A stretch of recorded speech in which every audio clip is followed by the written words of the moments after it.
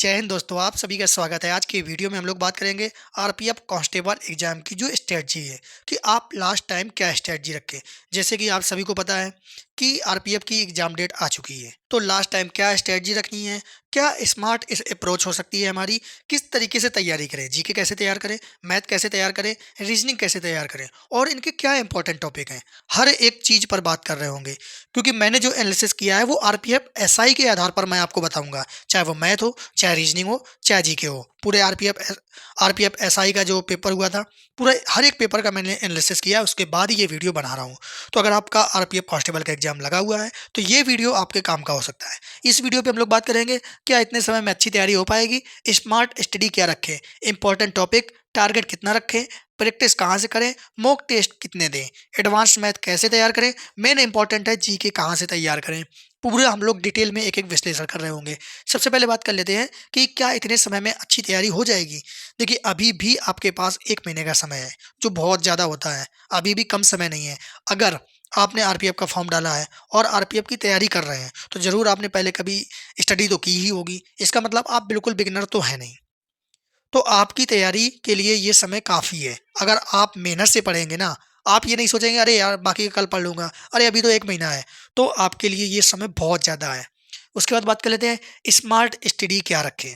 देखिए, smart study में आपको इंपॉर्टेंट टॉपिक पहले पढ़ने होते हैं। हर एक पोर्शन का कुछ एक फिक्स पैटर्न होता है, फिक्स चीज़ें होती हैं, वो आपको पहले तैयार करना है। उनको आप पहले तैयार कर लें, मॉक टेस्ट दोगे, आपके नंबर खींचेंगे, आपके कॉन्फिडेंस आएगा, आपका पढ़ने में और ज़्यादा मन लगेगा।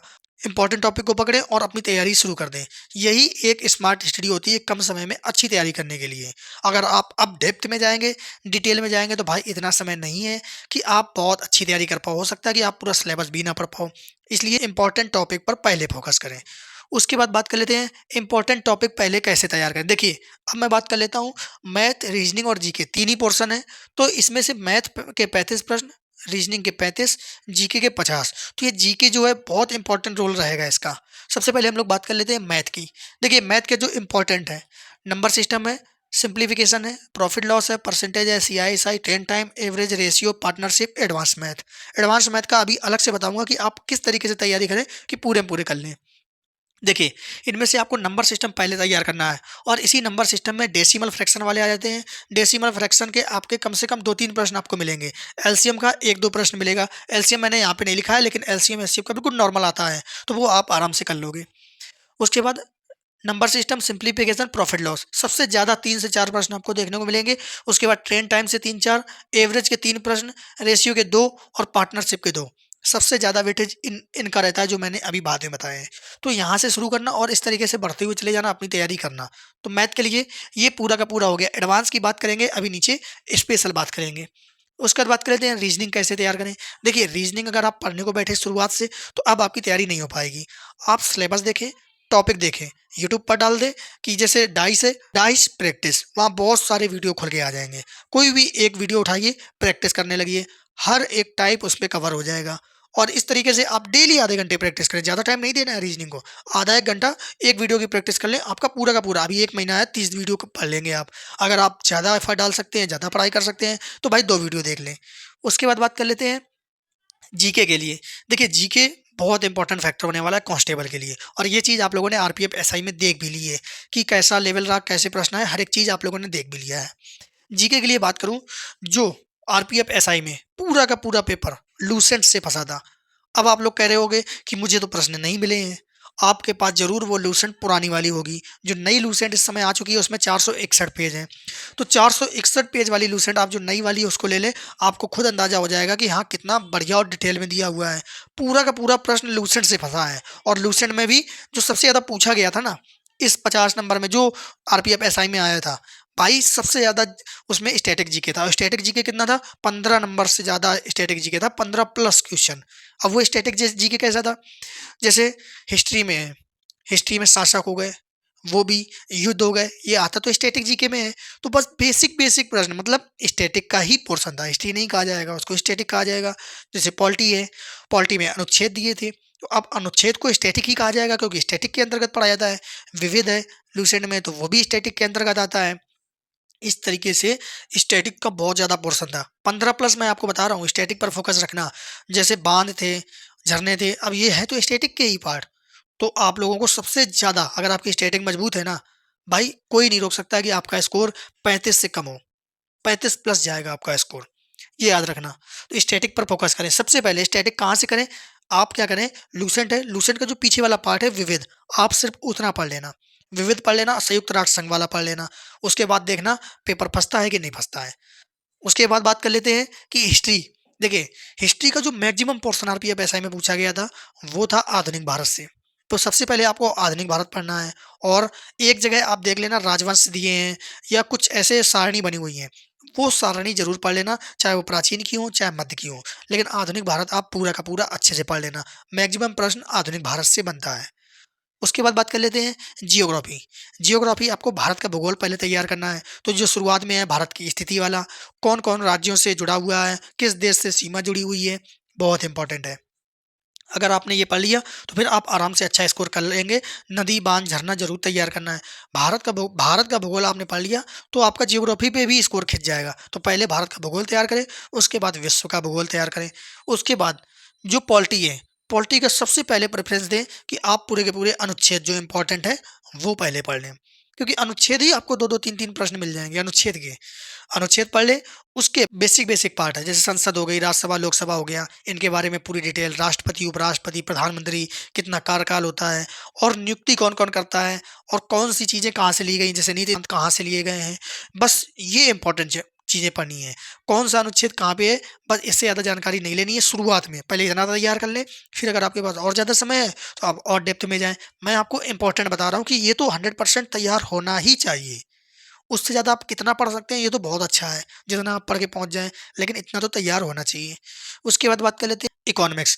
देखिए, इकोनॉमिक्स का जो प्रश्न आता है ना, वो सिर्फ़ पंचवर्षीय योजना से आता है। अगर आपने पंचवर्षीय योजनाएँ पढ़ ली हैं, आप करंट पढ़ रहे हो, तो करंट से जुड़ा ही प्रश्न इकोनॉमिक्स में पूछा जाता है। तो अगर करंट पढ़ रहे हो तो भाई कोई समस्या नहीं आने वाली है। और एक चीज़ बात करूँ, करंट करंट में आपके जो प्रश्न हैं वो 8 से 10 प्रश्न केवल करंट के ही देखने को मिलेंगे। और इसमें भी जो 3 से 4 ऐसे प्रश्न होंगे, वो 1-2 इकोनॉमिक्स से होगा और 1-2 पॉलिटी से होगा, आप देख लेना। और एक एक प्रश्न एनवायरनमेंट से जुड़ा हुआ होगा। तो ये 3-4 जो प्रश्न बनते हैं, ये आप आसानी से सॉल्व कर सकते हैं। लेटेस्ट आप कोई भी करंट पढ़ लेना, आपको उसमें मिल जाएगी हर एक चीज़। हो सके तो कुमार गौरव सर की इस समय ईयरली वाली आ गई है, अगर आप उतना भी पढ़ लेते हो, इस कांस्टेबल के एग्जाम में आपकी करंट बाहर नहीं जाने वाली है। आप एक चीज़ ध्यान रखना, कुमार गौरव सर की जो ईयरली आ गई है फुल पत्ती वाली करंट, आप उससे कवर कर लेना। अभी भी 1 महीने का समय है, आराम से पढ़ सकते हो। टॉपिक वाइज़ उसमें बहुत बढ़िया दिया हुआ है। उसके बाद बात कर लेते हैं, ये तो हमारा पूरा जीके का हो गया। तो मैंने मैथ, रीजनिंग, जीके पूरी की पूरी हर एक चीज़ आप लोगों को पूरी बता दी है। अब मैथ में बस एक चीज़ ध्यान रखना, फ़ोकस करें कैलकुलेशन पर। देखिए, आपको 120 प्रश्न करने हैं, 90 मिनट हैं। भाई मैथ में कैलकुलेशन तो अच्छी होनी चाहिए, और कैलकुलेशन अच्छी होगी तो रीजनिंग भी अपने आप ईज़िली कर पाओगे। कोडिंग डिकोडिंग के मैक्सिमम प्रश्न रहते हैं, सीरीज़ वाले प्रश्न रहते हैं सबसे ज़्यादा, तो सब टाइम ज़्यादा खपत हो जाती है। तो कोशिश करें कि डेली का 15-20 मिनट कैलकुलेशन पर दें। अगर आपकी कैलकुलेशन अच्छी होगी, आप आराम से टाइम बचा ले जाओगे।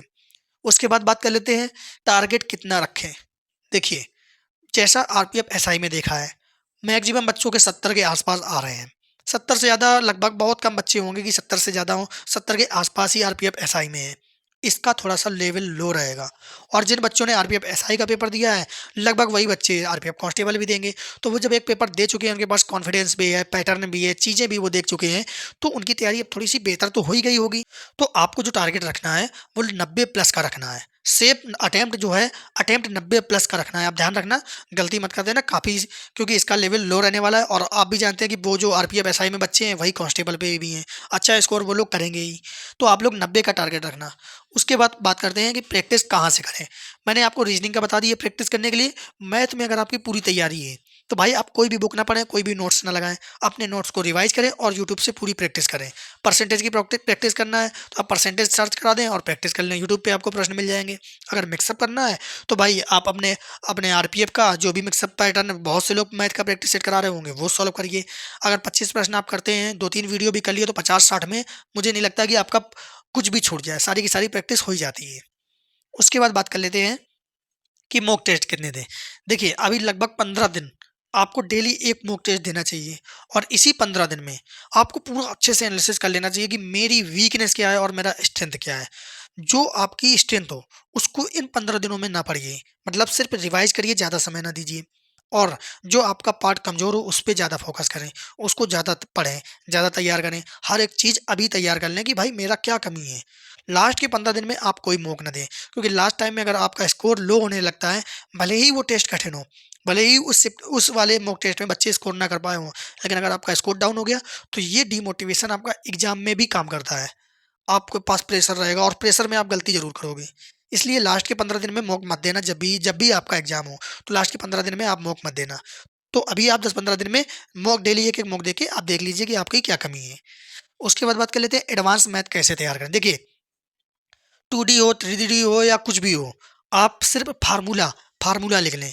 बेलन का आयतन हो गया, क्षेत्रफल हो गया, जितनी भी चीज़ें हैं, वर्ग, त्रिभुज, चतुर्भुज, क्षेत्रफल, परिमाप, बस इतना ही पूछा जाता है। डायरेक्ट फ़ॉर्मूला रखो और डायरेक्ट आंसर आएगा। तो अभी आपके पास क्या काम है, आप एक तरफ से 2D के, एक तरफ से 3D के पूरा एक नोटिस बना लें और 2 पेज में आ जाएँगे पूरे फ़ॉर्मूले। भाई पूरा छाप लें। बस उतना ही रिवाइज़ करके चले जाएँ, आपका पूरा हो जाएगा। आपके एक भी सवाल गलत नहीं होने वाले हैं।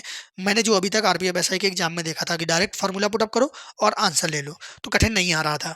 उसके बाद बात करें जीके कहाँ से करें, मैंने आप लोगों को बता दिया है कि भाई लूसेंट आपके लिए बेस्ट रहेगी। मैंने खुद चेक किया है, पूरा का पूरा जो आरपीएफ एसआई का पेपर है लूसेंट से बना है, सिर्फ करंट को छोड़कर। तो करंट में आपको मेहनत तो करनी पड़ेगी, स्टैटिक पे आपको मेहनत करनी पड़ेगी। और इस समय आप देख लेना, रेलवे का कोई भी एग्जाम हो, सबसे ज़्यादा स्टैटिक पूछ रहा है, स्टैटिक पे ही काम कर रहा है वो। और अभी से नहीं, पहले भी स्टैटिक पे काम किया है। बस हम लोगों को लगता है कि अरे ये तो हिस्ट्री का, ये युद्ध से है तो हिस्ट्री का है। भाई वो जितने भी युद्ध हुए थे वो स्टैटिक का पोर्शन है। तो आप लोग गलती मत करना, स्टैटिक का ही 15 प्लस रहता है। तो सबसे पहले स्टैटिक तैयार कर लेना, उसके बाद मैंने आपको बता दिया आधुनिक भारत, भारत का भूगोल, अनुच्छेद और इकोनॉमिक्स में जो पंचवर्षीय योजनाएँ हैं। तो मैंने आप लोगों को पूरे टॉपिक बता दिए हैं कि सबसे पहले क्या तैयार करना, उसके बाद बचे हुए समय में बाकी चीज़ें तैयार कर लेना। तो ये थी हमारी पूरी कंप्लीट स्ट्रेटजी कि किस तरीके से आप बेहतर नंबर ला सकते हैं। तो स्मार्ट अप्रोच रखें, अच्छे से तैयारी करें और कल के लिए कुछ मत टालें। अगर आपने कल के लिए टाल दिया तो समझ लीजिए आप अगले एग्जाम के लिए टल गए और अगली बार फिर से आप स्ट्रेटजी का वीडियो देख रहे होंगे, बुक्स का वीडियो और बैच का वीडियो देख रहे होंगे। इससे अच्छा है कि बस यही वीडियो आपका लास्ट होना चाहिए, एकदम लग जाओ, दिन रात एक कर दो। अगर आप 1 महीना कम सोओगे तो मर नहीं जाओगे। आप उतना सो जितने में आपका शरीर चलता रहे, शरीर में क्षमता बनी रहे। 4-5 घंटे सोना भी बहुत होता है। कोई भी 18-20 घंटे नहीं पढ़ सकता है लगातार, लेकिन हर 2 घंटे में 15-20 मिनट का ब्रेक लेके पढ़ सकता है। आप ये याद रखना। बहुत से लोग कह देते हैं, "अरे! कोई 5-6 घंटा नहीं पढ़ सकता।" कैसे नहीं पढ़ सकता है? अगर आप 2 घंटा बैठते हो, 15 मिनट का गैप दे दो। फिर 2 घंटा बैठो, 15 मिनट का गैप दे दो। फिर 2 घंटा बैठो, 15 मिनट का गैप दे दो। अब 6 घंटा पढ़ने के लिए आपने 45 मिनट का गैप दे दिया। तो समझ लीजिए 7 घंटे में आपने 6 घंटा पढ़ लिया। तो लगभग 14-15 घंटा इसमें पढ़ सकते हो। लास्ट टाइम है भाई, जोर लगा दो पूरा और इम्पोर्टेंट चीज़ें पहले पढ़ लेना। आराम से एग्ज़ाम क्रैक हो जाएगा। बाकी और भी जो आप लोगों को सजेशन रहेंगे, जो और भी इन्फॉर्मेशन रहेगी, आपको हमारे चैनल पर ज़रूर मिलेगी। तो वीडियो को लाइक कर लेना, चैनल को सब्सक्राइब कर लेना। साथ ही आपकी अपनी कोई क्वेरी हो, कोई प्रश्न हो, तो ज़रूर कमेंट करना। मिलते हैं अगले वीडियो में। जय हिंद।